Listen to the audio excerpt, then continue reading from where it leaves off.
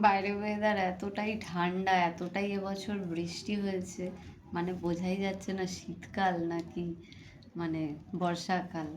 তো যাই হোক, একটু রোদ দিলেই এত গরম লাগছে, রোদের তো নামগন্ধ নেই। দুদিন ধরে বৃষ্টি হয়েই যাচ্ছে। তাই সন্ধ্যাবেলা এখনও পড়তে যাবে, ওকে তো হলুদ দিয়ে দুধ দিই, এতে ওর জ্বর সর্দি কাশি খুব ভালো থাকে, মানে অতটা শরীর খারাপ হয় না, ডাক্তার দেখাতে হয় না। আর আমারও একটু কফি খেতে ইচ্ছা করলো অনেক দিন পর। গরমে তো তেমন কফি খাওয়া যায় না, কিন্তু এখন ওয়েদারটা বেশ ঠান্ডা, তাই অনেক দিন পর একটু কফি খেলাম। আর্যকে কেন, আমি বড় ছেলেকেও দুধের মধ্যে হলুদ দিয়ে দিতাম, এতে কিন্তু ওর জ্বর সর্দি কাশি খুব ভালো থাকে, ডাক্তার তেমন দেখাতে হয় না। ওর দুদিন আগে কিন্তু জ্বর এসেছিল, একদম ভালোই জ্বর, আমাকে ভুগিয়ে দিয়েছিল। কিন্তু পাতলা করে দুধ, দুধ ঘন হওয়া যাবে না, সেই দুধের মধ্যে জল দিতে হবে অনেকটা। সেই দুধ ফুটিয়ে তার মধ্যে একটু গুড় আর একটুখানি হলুদ দিয়ে দিয়ে আমি বড় ছেলেকেও বড় করেছি। এইভাবে না অনেকটা জ্বর সর্দি কাশি না ডাক্তারের কাছে দৌড়তে হয় না, এভাবেই আমি বাড়িতেই ঠিক করে ফেলি।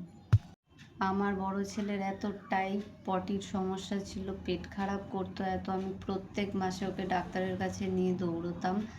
মানে ওর নাম জেনে গেছিলো, উৎসব এসছে। তারপরে এই ফোন আসাতে আমি দেখে দেখে শিখেছি যে পটি কিভাবে বাড়িতে সারানো যায়। ছোট ছেলের তো কোনো সমস্যাই হয় না, এখন আমি এক্সপার্ট হয়ে গেছি। বড় বাচ্চার সময় একটুখানি অজানা সব কিছু থাকে, তারপর আস্তে আস্তে আমরা জেনে যাই।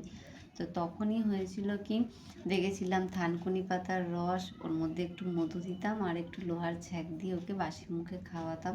পটি একেবারে 1 থেকে 2 দিন, তার মধ্যে পুরো ক্লিয়ার হয়ে যেত। আর সন্ধেবেলা আমাদের বিছানার অবস্থা দেখো, মনে হচ্ছে যেন বাসি বিছানা সকালের। কিন্তু ঠান্ডা ওয়েদার, আমি আর উৎসব শুয়েছিলাম, আর পুচকেটা ওর জেঠিমার ঘরে শুতে গেছিলো দুপুরবেলা।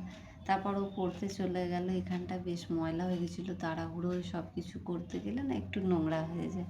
তো সেইগুলোই পরিষ্কার করা, আবার যদি উৎসব ওকে না নিতে যায় আমাকেই নিয়ে দৌড়তে হবে, তাই আর বসে থাকি না, কাজ সারতেই থাকি। এতে না খুব সুবিধা হয়, একটু বসে আড্ডা দিলেই সেই কাজ এমন পেন্ডেন্ট হয়ে যায় যে আমারই ভোগান্তি হয়ে যায়। এটা টিফিন বক্স আর এই চায়ের বাসন, টুকি টুকি বাসন যদি না ধুয়ে নিই না, এই ছোট্ট বেসিনের মধ্যে সারাদিনের বাসন আমি কোনো দিনই জমাই না, আমার খুব অসুবিধে হয়।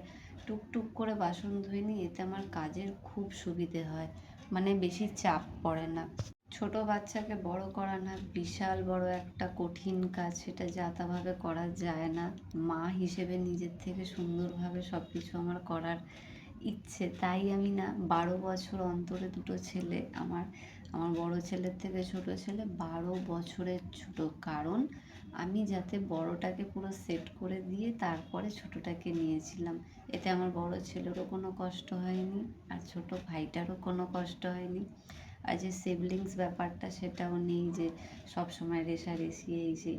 আমরা যেমনি বাবা মা ছোটটাকে ভালোবাসি, তেমনি উৎসবও ওর ভাইকে একদম বাবার মতন ভালোবাসে, সেটাই আমার খুব ভালো লাগে। মানে ও এত জেদ করে, এত কিছু করে, কিন্তু আমার বড় ছেলে টু শব্দও করে না, ওর জানে ভাই খুব ছোট।